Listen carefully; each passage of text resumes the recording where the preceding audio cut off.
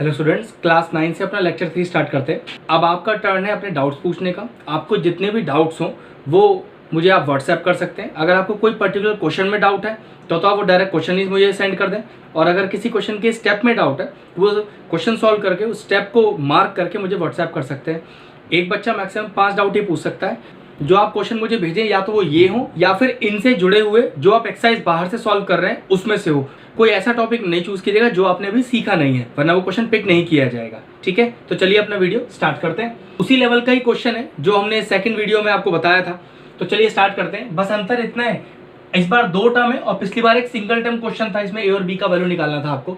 तो कुछ भी प्रॉब्लम नहीं है, ये सेपरेटली सॉल्व होगा, ये सेपरेटली सॉल्व होगा, दोनों आंसरों को माइनस किया जाएगा और फिर बाद में कंपेयर किया जाएगा। तो चलिए करते हैं। अब क्योंकि डिनोमिनेटर में रूट है दोनों में, तो रूट हटाने का एक ही तरीका होता है, रैशनलाइजिंग द डिनोमिनेटर। तो चलिए वही करते हैं। आप चाहें तो इन दोनों को सेपरेट करके माइनस भी कर सकते हैं, लेकिन मैं इसको एक साथ ही सॉल्व कर रहा हूँ, टाइम भी बचेगा थोड़ा सा। 7 + √5 अपॉन 7 - √5। अब रैशनलाइज कैसे होता है, जो डिनोमिनेटर का बीच का साइन है उसे चेंज करके ऊपर नीचे मल्टीप्लाई कर देते हैं। ये साइन है माइनस का, तो आप लगाएंगे 7 + √5, 7 + √5 से मल्टीप्लाई डिवाइड। और क्योंकि बाइनोमियल टर्म का रैशनलाइजेशन हो रहा है तो ब्रैकेट आना जरूरी है, ब्रैकेट बंद, माइनस बिल्कुल सेम इसी ब्रैकेट के अंदर देखिए 7 - √5 अपॉन 7 + √5। साइन को रिवर्स कीजिए और ऊपर नीचे मल्टीप्लाई कीजिए, 7 - √5 और 7 - √5 से मल्टीप्लाई डिवाइड, फिर से ब्रैकेट, क्योंकि बाइनोमियल टर्म को रैशनलाइज किया जा रहा है। और a + 7 √5 भी एज इट इज हर स्टेप पे लिखा जाएगा।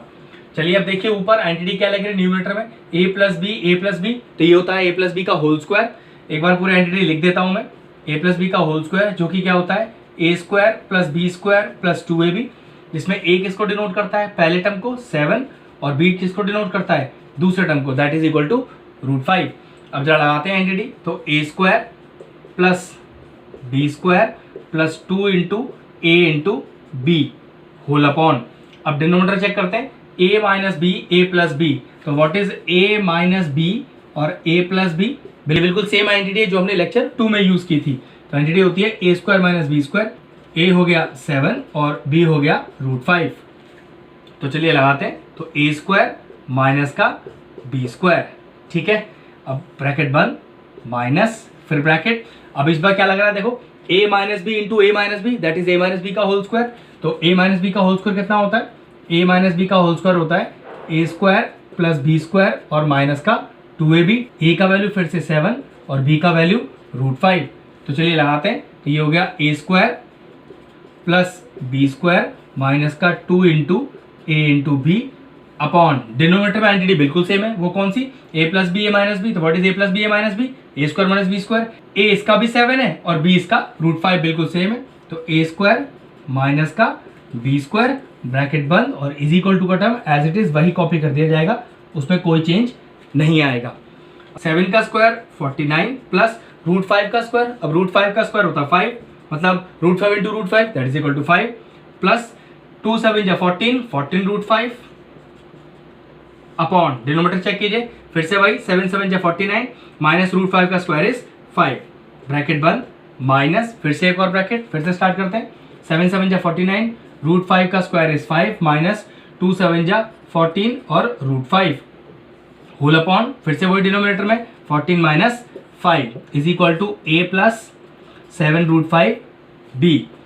अब जरा थोड़ा कैलकुलेशन कर लेते हैं। 49 + 5 is 54 plus 14 √5 upon 49 - 5 is 44, minus, क्योंकि माइनस लग रहा है तो ब्रैकेट लगाना बार बार जरूरी है। तो 49 + 5 इज 54 माइनस का 14 √5 whole upon 49 - 5 is again 44 is equal to a + 7 √5 और b। नेक्स्ट स्टेप देखते हैं। सबसे पहले एलसीएम ले लेते हैं, क्योंकि बेस सेम है तो एलसीएम तो 44 ही आ जाएगा। तो देखिए ऊपर कितना आएगा, 54 + 14 √5। अब याद रखिएगा माइनस लगा हुआ है तो ब्रैकेट खुलेगा तो साइन अंदर के चेंज हो जाएंगे, तो माइनस का 54 और प्लस का 14 का √5 और इज इक्वल टू में बिल्कुल वही सेम टर्म a + 7 √5 b। देखिए 54 से 54 कैंसिल आउट हो गया। अब ये कितना बचा, 14 + 14 28 √5 upon 44 is equal to a + 7 √5 b। अब ये कुछ कैंसिल आउट हो रहा है, 2 × 4, 2 × 4, 2 × 1 = 2 और 2 × 4 = 8 और चला जाएगा, 2 1 2 2 1 2 and 2 7 14, 7√5/11 is equal to a plus 7√5b।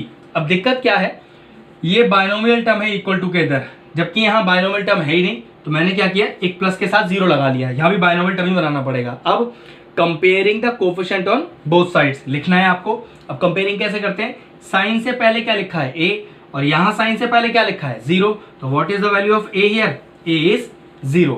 अब साइन के साथ तो 7√5b इज इक्वल टू, इधर कितना है 7√5/11, तो देखो √5 से √5 चला गया, 7 से 7 चला गया, तो b इज इक्वल टू 1/11। तो ये तरीका है इसका निकालने का वैल्यू। तो a आ गया 0 और b आ गया 1/11। चलिए नेक्स्ट क्वेश्चन आपके लिए लिख दिया है, सिमिलर सा ही क्वेश्चन है, a और b का वैल्यू निकालना है, बस थोड़ा सा एक्सप्रेशन में चेंज हुआ है इस बार, लेकिन तरीका नहीं चेंज हुआ है।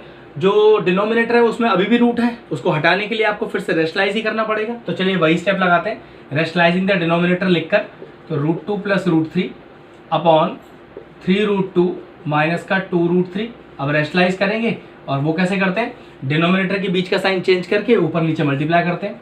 तो 3√2 प्लस का 2√3, ऐसे ही नीचे डिवाइड भी करना है, 3√2 और प्लस का 2√3, और इज इक्वल टू में कोई चेंज नहीं, a माइनस b√6। अब देखिए ऊपर किसी तरह की आइडेंटिटी या पैटर्न नहीं बन रहा है, तो कुछ नहीं करना, मल्टीप्लाई कर लेते हैं। √2 को दोनों से करना है, फिर प्लस √3 को दोनों से करना है। तो स्टेप बाय स्टेप लिखते हैं, √2 लिखा और पूरा टर्म मल्टीप्लाई करेंगे। आप चाहे तो ये वाला स्टेप डायरेक्ट भी कर सकते हो, मैंने बिल्कुल स्टेप बाय स्टेप लिखा है जिससे कि आपको समझने में दिक्कत ना आए।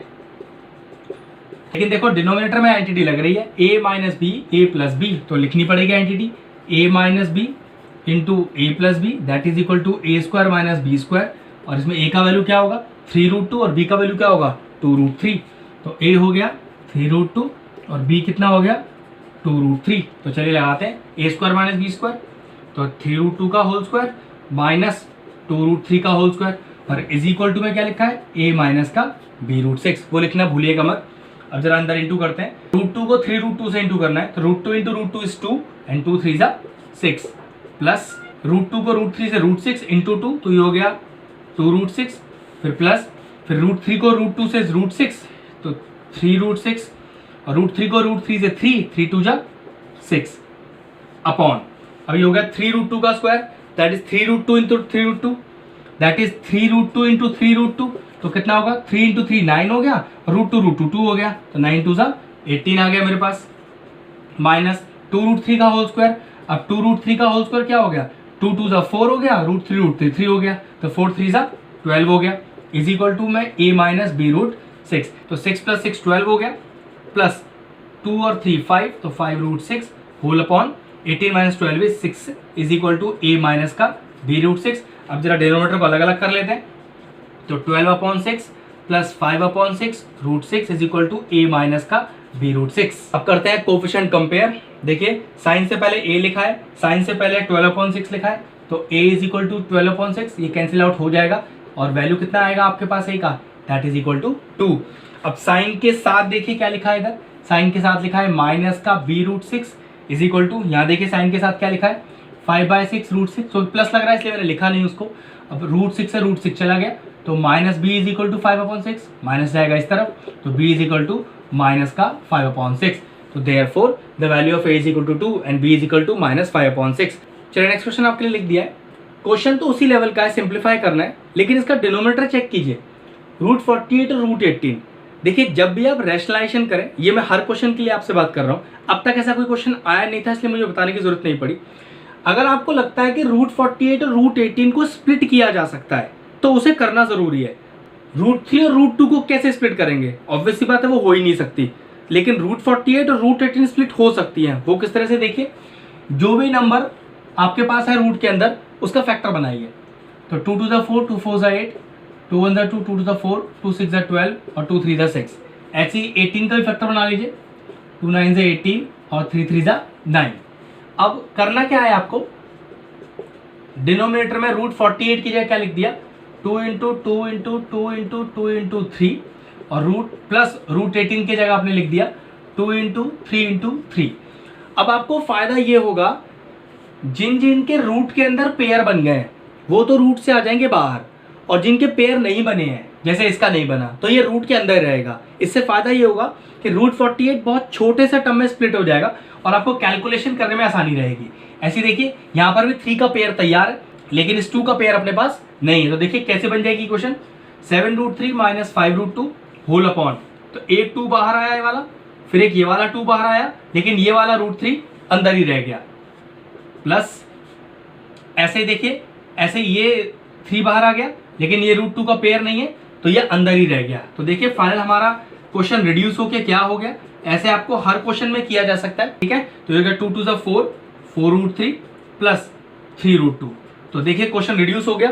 अब तरीका बिल्कुल वही है जो आपने पीछे सीखा है, रैशनलाइजेशन करना है डिनोमिनेटर से रूट हटाने के लिए। लेकिन ये ध्यान रखिएगा, अगर टर्म आपको ऐसे लग रहे हैं कि वो रिड्यूस हो सकते हैं तो रिड्यूस करना जरूरी है, वरना इतने बड़े मल्टीप्लिकेशन हो जाएंगे कि आप कर ही नहीं पाओगे या उसमें बहुत सारा गलती हो जाएगा आपका। तो चलिए रैशनलाइज करते हैं, क्योंकि बायनोमियल टर्म को रैशनलाइज कर रहे हैं तो ब्रैकेट का लगना जरूरी है। डिनोमिनेटर का साइन चेंज कीजिए और ऊपर नीचे मल्टीप्लाई कर दीजिए। तो ये लीजिए रैशनलाइजेशन जैसा कोई चीज हमने कर दिया। अब ऊपर किसी तरह की आइडेंटिटी या पैटर्न तो बन नहीं रहा, तो बिल्कुल पीछे वाले क्वेश्चन की तरह। तो 7√3 को मल्टीप्लाई करेंगे पूरे से, तो 4√3 - 3√2 से। ऐसे ही माइनस के 5√2 को भी पूरे से मल्टीप्लाई करेंगे, यही एक तरीका होता है। लेकिन याद रखिएगा डिनोमिनेटर में हमेशा आइडेंटिटी लग रही होगी, a + b × a - b। तो what is a + b × a - b? अब तो आपको आइडेंटिटी याद होना चाहिए, काफी बार लिख चुके हैं। दैट इज a² - b², जिसमें a क्या होता है, पहला टर्म, तो 4√3, और b क्या होता है, दूसरा term, that is equal to 3√2। ठीक है, तो a² - b² के हिसाब से तो a² हो गया 4√3 का होल स्क्वायर और b² हो गया 3√2 का होल स्क्वायर। अगला स्टेप देखिए, मल्टीप्लाई करना है। तो 7√3 को 4√3 से, तो 7 4 हो गया 28, और √3 × √3 हो गया 3, फिर माइनस, ऐसे 7 3 21, और √3 × √2 क्या हो गया, √6, फिर माइनस लग रहा है, ध्यान रखेंगे माइनस, क्योंकि minus into plus is minus. तो 5 4 20, और √3 × √2 हो गया √6। अब देखिए माइनस माइनस प्लस, 5 × 3 इज 15, और √2 × √2 इज अगेन 2 होल अपॉन, नीचे क्या है 4√3 का होल स्क्वायर, मतलब 4√3 × 4√3, तो ये हो गया 4 4 16, और √3 × √3 इज 3, माइनस ऐसे 3√2 का होल स्क्वायर, तो 3 × 3 इज 9, एंड √2 2, 28 × 3, तो ये हो जाएगा 8 3 24, और 3 6 7 8। अब ये 21√6 और 20√6 और दोनों ही माइनस के, तो ऐड हो जाएंगे, तो जाएगा माइनस का 41√6, और ये 15 2 30 होल अपॉन 16 3 48, और 9 2 18। अगला स्टेप देखिएगा, विच इंप्लाइज के सिंबल लगा दीजिएगा सारे स्टेप्स में। तो 84 और प्लस 30, तो ये हो गया आपके पास 4, और 8 और 3 11, माइनस का 41√6 होल अपॉन 48 - 18 इज 30। अब कुछ कॉमन आता तो मुझे नहीं दिखाई दे रहा है, तो बस अगर कॉमन नहीं आ रहा है तो ये मेरा फाइनल आंसर है, क्योंकि इसमें मुझे कोई ए और बी का वैल्यू तो निकालना नहीं था।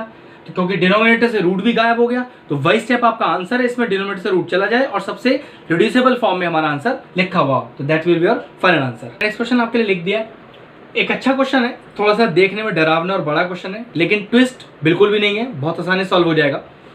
शो करना है कि ये 1 2 3 4 5 एक्सप्रेशन है वो इक्वल टू 5 है। क्योंकि शो करना है तो एक तरह से आप LHS कॉपी कर लीजिए और मान लीजिए कि आपको आंसर में 5 लेके आना है। अब देख लीजिए नियम वही, डिनोमिनेटर में सबके रूट है तो वो हटाने के लिए रैशनलाइज करना पड़ेगा। तो कुछ नहीं, ये समझ लीजिए कि ये मान लीजिए कि 5 क्वेश्चन एक साथ आए हैं, आपको पांचों को इंडिविजुअली सॉल्व करना है और आपका आंसर अपने आप आ जाएगा। तो चलिए मैं एक साथ करता हूँ।